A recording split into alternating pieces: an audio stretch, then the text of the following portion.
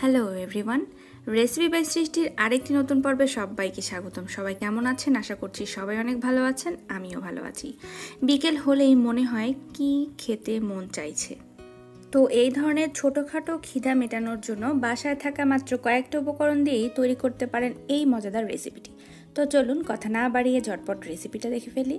সবার প্রথমে আমি একটা পাউরুটির টুকরো নিলাম, আর পাউরুটির টুকরোর মাঝখানে যে অংশটা রয়েছে সেটাকে কেটে নেব। ঠিক এভাবে কেটে নেওয়ার পরে এটা ফাঁকা হয়ে গেল। এবার চুলাতে একটা তাওয়া বসিয়ে নিয়ে তাতে পরিমাণ মতো রান্নার তেল দিয়ে দিচ্ছি।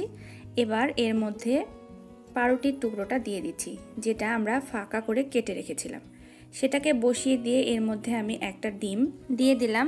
তারপরে পাউরুটির টুকরোটাকে খুব ভালো মতো চেপে নিচ্ছি, যেন ডিমের তরল অংশ সাইড দিয়ে বের হয়ে না যায়। এবার একটা স্প্যাচুলা দিয়ে ডিমটাকে খুব ভালো করে নাড়াচাড়া করে নিচ্ছি।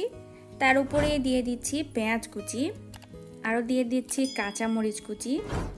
বাসায় যদি ক্যাপসিকাম থাকে তাহলে অবশ্যই দিয়ে দেবেন ক্যাপসিকাম কুচি।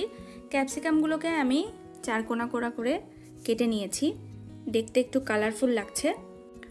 এর ওপরে কিন্তু অবশ্যই সামান্য পরিমাণে লবণ ছিটা দিয়ে নেবেন, কিংবা আমরা যেহেতু এখানে স্লাইস চিজ ইউজ করছি, চিজের সামান্য লবণ থাকে, সল্টেড হয়ে থাকে এগুলো, তাই লবণের পরিমাণটা একটু কম করে দেবেন।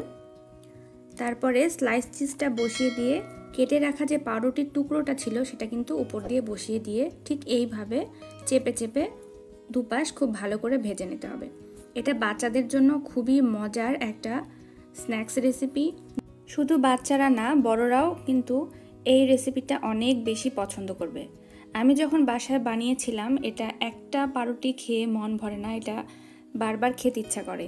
তো ভিউয়ার্স, আমার কথা বিশ্বাস করে অবশ্যই বাসায় কিন্তু এই রেসিপিটা ট্রাই করতে পারেন। আমি আশা করব আপনাদের অনেক ভালো লাগবে। তো পাউরুটিটা ভাজা হয়ে গেছে, এটাকে আমি এখন তুলে নিয়েছি। এবার আমি একটু কেটে দেখাচ্ছি এটার ভেতরটা কেমন হয়েছে। খুবই কালারফুল একটা পাউরুটি স্লাইস, পাউরুটি স্যান্ডউইচ, আপনি যে নাম দিতে পারেন, যেভাবে এটাকে ডাকতে পারেন, তবে একবার হলেও খেয়ে দেখবেন। তো ভিউয়ার্স, আশা করছি আজকের এই স্ন্যাক্সের রেসিপিটি আপনাদের কাছে অনেক ভালো লেগেছে। ভালো লাগলে অবশ্যই ভিডিওটি দেখা শেষ করে একটি লাইক দিতে আর কমেন্ট করতে কিন্তু একদম ভুলবেন না। আপনারা যারা আমাদের চ্যানেলের নতুন দর্শক রয়েছেন, যারা আজকে প্রথম আমাদের চ্যানেলে ভিডিও দেখছেন, তারা অবশ্যই চ্যানেলটি সাবস্ক্রাইব করে দিয়ে আমাদের পাশেই থাকবেন। এই ধরনের মজার মজার রেসিপি পেতে হলে অবশ্যই রেসিপি বাই সৃষ্টির সাথেই থাকতে হবে। সবাইকে অনেক ধন্যবাদ আজকের এই ভিডিওটি দেখার জন্য। সবাই ভালো থাকবেন, সুস্থ থাকবেন। দেখা হচ্ছে, কথা হচ্ছে আগামীতে নতুন কোনো রেসিপি নিয়ে। ধন্যবাদ।